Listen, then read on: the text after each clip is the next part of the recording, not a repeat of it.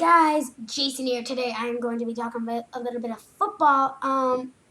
So I just wanted to review what happened on Sunday. Only in the afternoon though. I'm not including the Giant San Francisco game tonight, which is actually being played right now. So as I record this, good luck Giants. This is gonna be a hard game for them. So let's get started. Not very long though. Jamal Charles could have a season-ending injury. I have him on my fantasy team. I hate you, life. No, I don't. But he might have a torn ACL. Okay, and I thought maybe a bone bruise. Okay, probably not a bone bruise.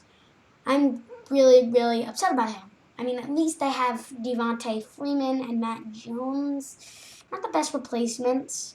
I can pick somebody off free agency for fantasy, but I don't know what to do. I might be able to trade with my friends who also have a running back problem, but theirs is kind of ending because Marshawn's going to play next week, and they have Marshawn Lynch. It's going to be tough for the Chiefs. They have no weapons. I mean, they have Jeremy Maclin. That's the closest thing they have to a weapon. Who is a weapon, actually. They also have Justin Houston, Derek Johnson. That's really it, honestly. I mean, Cario Santos is a good kicker, but that's not going to make that could make the difference, but nobody knows. Aaron Rodgers acted kind of very unusual today. He had 2 interceptions, and he's very focused in this picture, as you can see. Whoops. Yeah, he's very focused, as you can see by his face. Let me just quickly get rid of that. He had 2 picks and a fumble. Guess what? He was at home. This is the first time that he's thrown an interception at home in more than 1,000 days. And he threw 2 and a fumble. Sorry, cheeseheads. At least they won the game, though. I mean, fantasy owners not very happy. Only 18 points in a standard league. But I am, because I was against him this week. So I won my matchup. He is my opponent, and I have no one playing after now. And this is just because I couldn't find I was looking for a picture. I forget what I was looking for. Oh yeah, I was looking for a picture of like a hardcore Packer fan of Cheesehead. But this is the best I've got. So, Josh McCown not going down as a Brown in a big town. Oh, rhymes. I love rhymes. I don't love rhymes. He had a monster day today. He was 36 of 51 pass attempts. He had 457 passing yards, which is a franchise record for the Browns.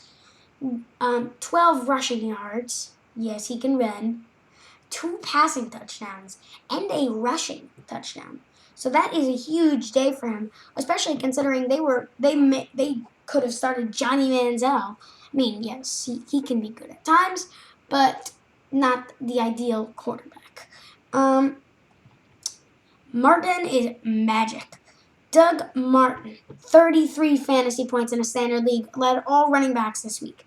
24 attempts for 123 rushing yards and 2 rushing TDs.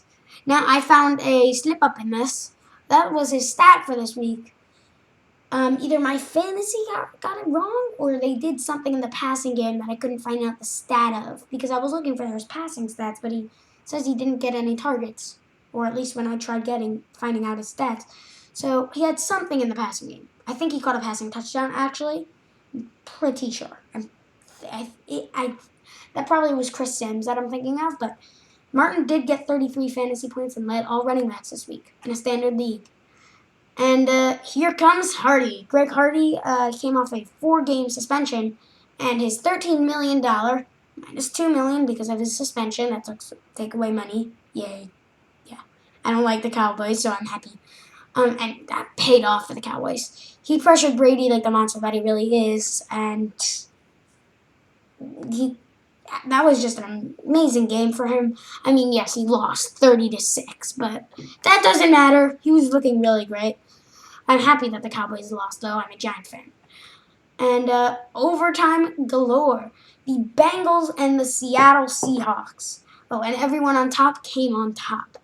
Bengals versus Seattle Seahawks. Overtime. And a new kicker for the Bengals. Forget his name. Not sure what his name is. Kicked the game-winning field goal in overtime with about 5 or 6 minutes left in the overtime.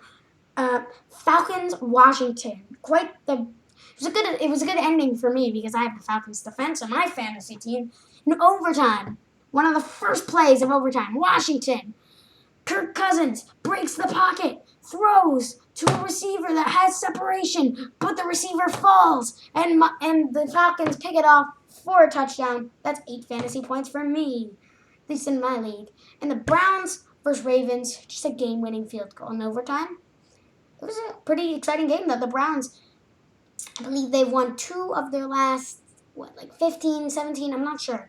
About 15 or 17 games against the Ravens, and it was a long time since they've actually won. And now they have.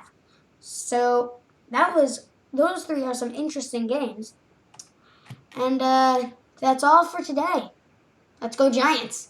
So if you guys like this and you want me to do more, you want me to add more slides, give more detail or something like that, just comment on the video and I'll try to do that. So thank you guys for watching. I'll see you guys in the next video. Bye-bye.